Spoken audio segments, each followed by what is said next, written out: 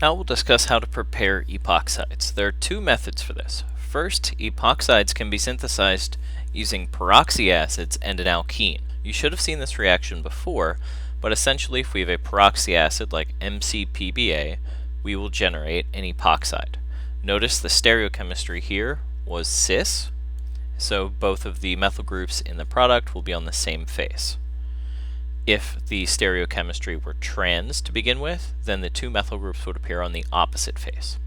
So how does this reaction work? You should note that the hydrogen atom of the MCPBA is close enough to the carbonyl group that it can actually have a hydrogen bond.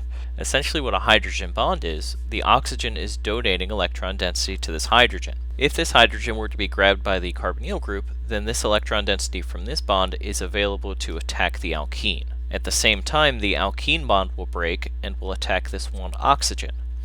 The oxygen-oxygen bond here is very weak, so this bond will also collapse to reform our carbonyl. This is a little bit complicated, but in the end it results in the formation of our epoxide. Notice we have two bonds forming between the oxygen and the carbon, and reduction of our peroxy acid to a standard carboxylic acid. Another way that epoxides can be prepared is using halohydrins. In this example, we will deprotonate our alcohol with a strong base like sodium hydride. We then have a simple SN2 reaction with a backside attack to generate our epoxide. This reaction is actually pretty useful based on the synthesis techniques that we've already seen.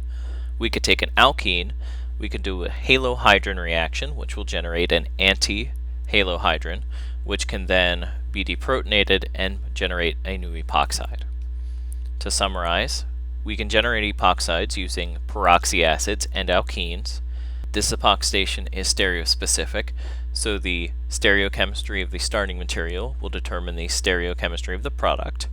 And also, epoxides can be synthesized from halohydrins using a simple deprotonation